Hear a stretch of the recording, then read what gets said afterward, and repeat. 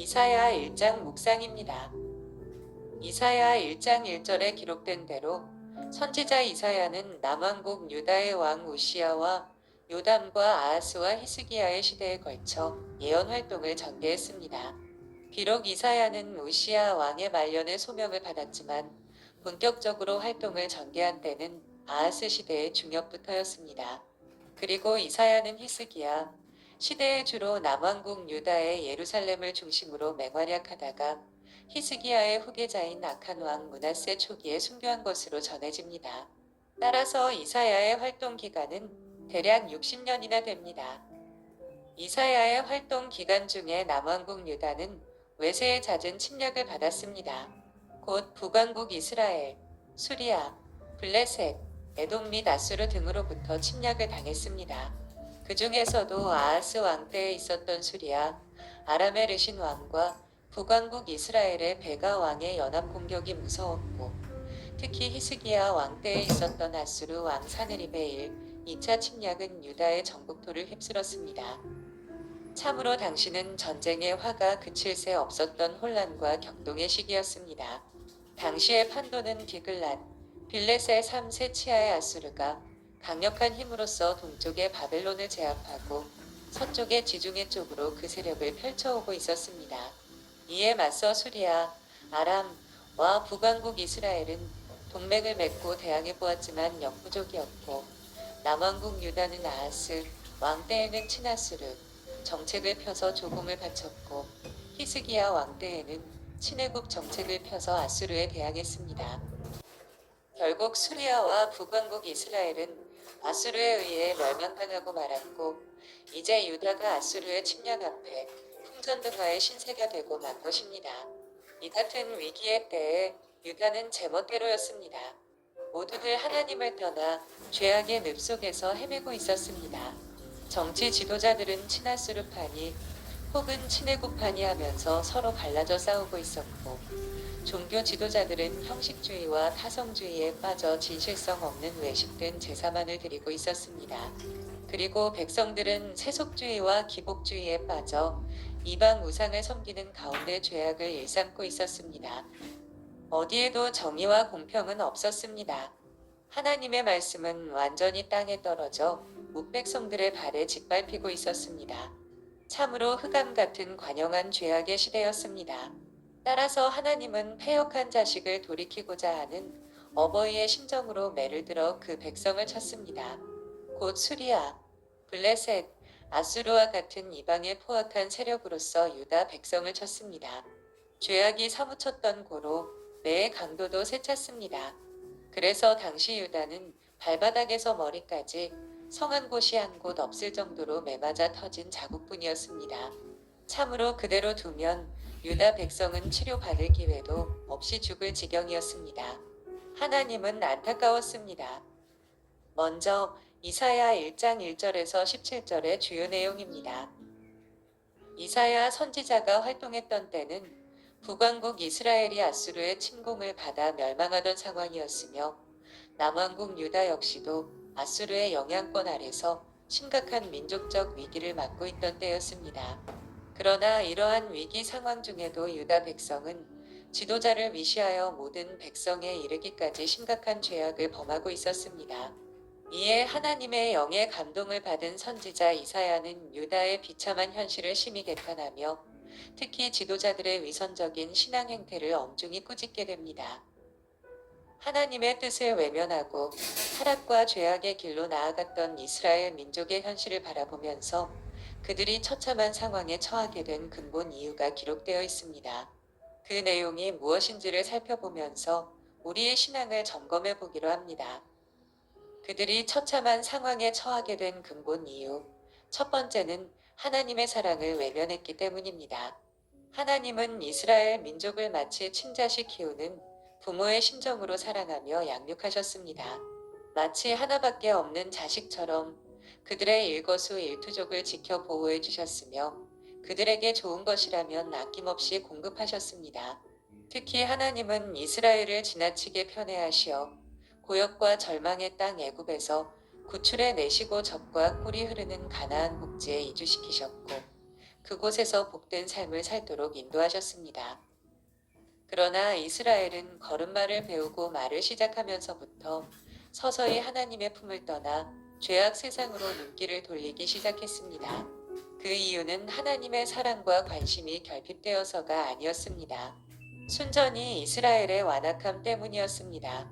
이스라엘은 하나님의 자상한 관심과 배려를 오히려 거추장스러워했으며 하나님의 간섭을 못마땅하게 생각했습니다.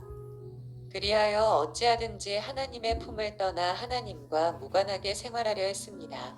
과연 하나님의 간섭을 받지 않고 인간이 주인이 되는 나라를 꿈꾸는 것이 참으로 행복한 일이었을까요?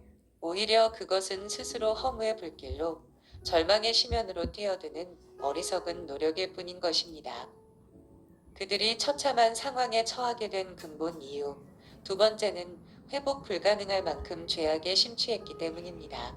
이스라엘은 선민으로서 그 어느 민족보다 많은 특권과 신령한 기회들을 가졌었습니다. 그러나 이제 그 모든 명예와 특권을 잃어버리는 지경에 이르렀습니다. 이사야는 이런 현실을 가리켜 범죄한 나라, 곧 국가 전체가 부패했다고 하고 허물진 백성, 곧 민족 전체가 죄짐에 눌려 있다고 말하며 행악의 종자, 곧 온 가족 온 공동체의 죄성을 지적하고 행위가 부패한 자식, 곧 그 삶이 완전히 부패한 채로 살아가고 있다는 사중적 강조를 통해 철두철미하게 하나님에게서 떠나 있음을 지적하였습니다. 특히 그들이 발바닥에서 머리까지 성한 곳이 없다는 말을 통해 더 이상 치료 불가능한 중환자처럼 개인적으로나 민족적으로 어느 한 부분 건질 만한 곳이 없고 전적으로 타락하였다고 책망하였습니다. 실로 이스라엘은 수많은 범죄를 저질렀고 그때마다 그들을 돌이키시려는 하나님의 사랑의 채찍이 가해졌었습니다. 그 전의 상처가 채 아물기도 전에 또 징계를 받은 것이 한두 번이 아니었기에 이스라엘은 그야말로 만신창이가 되고 말았던 것입니다. 이제 이스라엘에게는 여호와 하나님의 징계가 더 이상 소용이 없을 정도가 되고 말았습니다. 이처럼 징계의 채찍을 받아도 돌이켜 회개치 않는 자에게 죽음과 절망 이외에 무엇을 더 기대할 수 있을까요? 그들이 처참한 상황에 처하게 된 근본 이유. 세 번째는 이스라엘 백성들이 심각한 위기 상황에 몰리게 된 가장 큰 이유입니다. 경제적 빈곤이나 정치, 사회적 불안정 때문일까요? 아닙니다. 형식적이고 인간 중심적인 신앙을 고수했기 때문입니다. 이스라엘의 신앙이 철저히 왜곡되고 그릇되었기 때문에 위기가 몰려온 것입니다. 실로 이스라엘은 하나님과는 아예 무관한 불신자들이 아니었습니다. 그들은 그 누구보다도 하나님을 잘 알고 있었고 율법의 교훈을 익히 알고 있었습니다. 그리고 종교적 열심, 역시 타의 추종을 불허할 만큼 탁월했었습니다. 하지만 문제는 그들의 종교 행위가 진심에서 우러나온 것이 아니라 그저 형식적이고 위선적이요. 더군다나 철저히 인간 중심적이라는 데 있었습니다. 이스라엘은 하나님께서 진정으로 원하시는 가난하고 상한 심령이나 마음 중심을 드리는 온전한 제사보다는 단지 겉모습만 화려하고 형식만 갖춘 생명력 없는 제사와 헌신만을 일삼았었습니다. 더욱이 그들의 삶은 거룩한 여호와 종교와는 전혀 어울리지 않는 강도와 도적의 그것이었습니다. 이웃에게 강포를 행하여 그 손에 피가 가득한 채 드리는 제사 제물로 과연 하나님을 기쁘시게 해드릴 수 없는 것입니다. 그 다음 이사야 1장의 두 번째 단락입니다. 이사야는 우시야 왕 말년에 소명을 받았지만 본격적인 활동은 그로부터 10년에서 15년이 지난 아하스 왕 때부터였습니다. 아하스는 하나님을 떠나 이방 우상을 섬긴 악한 왕이었습니다. 이사야가 남왕국 유다에서 활동하던 당시 북왕국 이스라엘에는 호세야 선지자가 활동하고 있었습니다.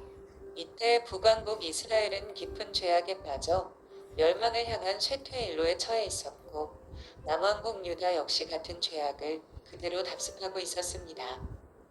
이렇게 이스라엘과 유다가 죄악의 흑암을 헤매고 있을 때 하나님께서는 그 백성을 징계하기 위해 북방에서 아수르를 일으켰습니다.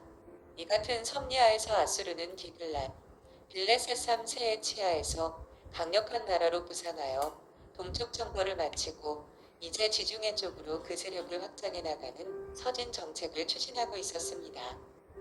이러한 위기의 순간이 시시각각 다가오고 있음에도 불구하고 북왕국 이스라엘은 물론이요, 다윗 왕조인 남왕국 유다까지 정신을 못 차리고 계속 죄악의 늪 속에서 죄를 먹고 마셨습니다. 정치 지도자들은 부적과 짝하며 뇌물을 구했습니다.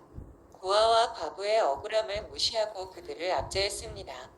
공평과 정의를 세워야 할 사람들이 도리어 앞장서서 공평과 정의를 짓밟고 있었습니다.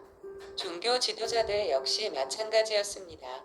순수와 진실은 간데없고 온통과 외식과 혼자뿐이었습니다. 겉으로는 하나님을 섬기는 채하나 속으로는 제 배만을 챙기고 있었습니다. 그들은 외식과 탐욕으로 살쪘습니다. 지도자들이 이러하니 백성들 역시 마찬가지로 죄악을 일삼았습니다. 온갖 악행과 폭력과 방탕과 우상 숭배가 판을 쳤습니다. 그 결과 일찍이 하나님의 신받은 신실했던 성읍 예루살렘은 이제 더러운 창기의 성읍이 되고 말았습니다. 그 가운데서 공평과 정의는 눈 씻고도 찾아보기 힘들게 되었고 온통 불법의 피로 얼룩졌습니다. 유다 전체와 예루살렘 성읍 전체는 주홍과 진홍의 피로써 물들고 말았습니다. 이사야 1장 18절에서 31절의 내용입니다. 그것은 용서의 초청과 공의로는 심판에 관한 것입니다. 1장 1절에서 17절에서는 유다를 중심한 이스라엘 백성의 처참하고 절망적인 현실을 살펴보았습니다. 그들 스스로는 그 어떤 구원의 소망도 있을 수 없음을 확인한 것입니다. 그런데 놀라웠게도 하나님은 그러한 이스라엘을 마냥 버려두지 않으셨습니다. 하나님은 그들을 부르시고 사죄의 기회를 허락하셨습니다. 그러나 하나님은 무원칙적이거나 무질서하신 분은 아니었습니다. 만약 이스라엘이 당신의 초청을 끝까지 거절하고 죄악을 고집할 때는 엄중히 심판하실 것을 밝히셨습니다. 이 같은 하나님의 배려와 경고를 통해 부분적으로나마 하나님의 거룩한 성품을 읽을 수 있을 것입니다. 첫째로, 하나님은 용서와 사랑으로 인간을 대하시는 분이시라는 사실입니다. 앞서도 살펴보았듯이 이스라엘은 도무지 회복 불가능할 정도로 민족 전체가 타락해 있었습니다. 따라서 하나님의 심판은 너무도 필연적이었습니다. 하지만 하나님은 징계의 칼날을 휘두르는 대신에 사랑과 용서의 손길을 내어미셨습니다. 즉 하나님은 당신의 백성의 죄악을 일방적으로 몰아붙여 질책하시고 징벌하시지 않으셨습니다. 그들로 하여금 스스로의 죄악을 깨닫고 돌이킬 수 있도록 그들과 변론하기를 원하셨습니다. 더욱이 하나님은 이스라엘이 이 변론에 응하기만 하면 지금껏 그들이 핏빛 같은 죄악을 범하였을지라도 그 모든 허물을 깨끗하게 하며 흰 눈같이 순결하게 만들어줄 것이라 선언하셨습니다. 다시 말하면 완전하고도 철저한 사죄의 은총을 베푸시겠다고 하신 것입니다. 한편 이스라엘이 자행한 죄에 대한 표현으로 사용된 주홍, 색은 지중해 동쪽 연안에서 얻을 수 있는 찰나무 곤충의 알로 만든 물감색입니다. 이 색깔은 절대로 바래거나 지워지지 않는 것으로 정평이 나 있습니다. 그만큼 이스라엘의 죄악과 허물은 심각하고 절망적이었다고 할 것입니다. 하지만 하나님께서는 그 어떤 흉측한 허물일지라도 그 어떤 끈질기고 집요한 죄악일지라도 그 모든 것을 당신 앞에 가져나오기만 한다면 남김없이 용서하시며 그 심령을 순결하게 회복하실 것이라 선언하셨습니다. 이 큰 사랑의 초청에 어찌 응답하지 않을 수 있을까요? 둘째로, 하나님은 진리와 공의로 인간을 다스리신다는 사실을 보게 됩니다.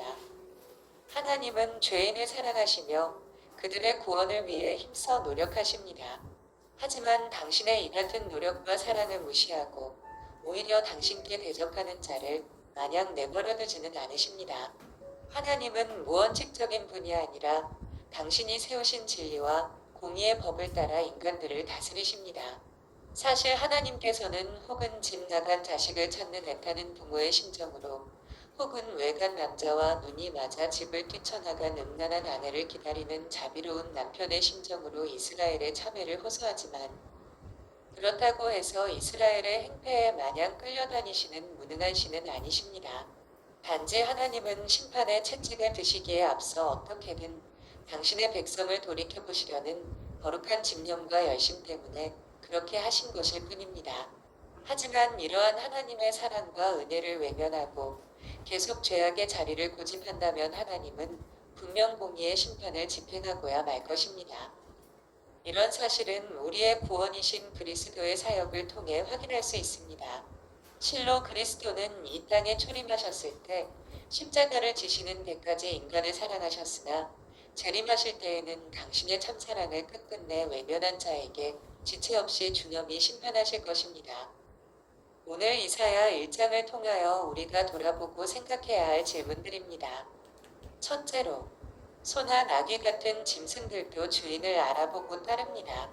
그런데 이사야 당시 유다 백성들은 자신들을 지금껏 양육해 주신 하나님의 그 크신 은혜를 저버리고 세상의 우상을 쫓아 섬겼습니다. 대응방덕의 삶을 산 것입니다.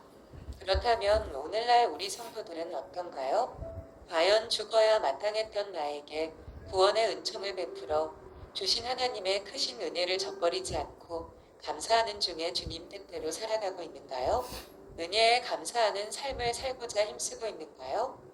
둘째로, 성도가 하나님을 떠나 죄악 가운데 처하면 반드시 징계의 매를 맞고 맙니다. 회개하고 돌이킬 때까지 맞고 또 맞습니다. 혹시 징계 중에 있습니까? 매를 더욱 맞기 전에 속히 주께로 돌이켜야 할 상태는 아닌가요? 셋째로, 하나님께서 진정 원하시는 제사는 통회하는 심령의 제사입니다. 단지 성전 마당만을 밟고 가는 외식이나 타성에 젖은 제사는 하나님을 피곤케만 할 따름입니다. 그렇다면 오늘날 우리들의 예배는 어떻습니까? 교회당만 출입하고 있고 자신의 종교적인 열심에 따라 행하지는 않은가요?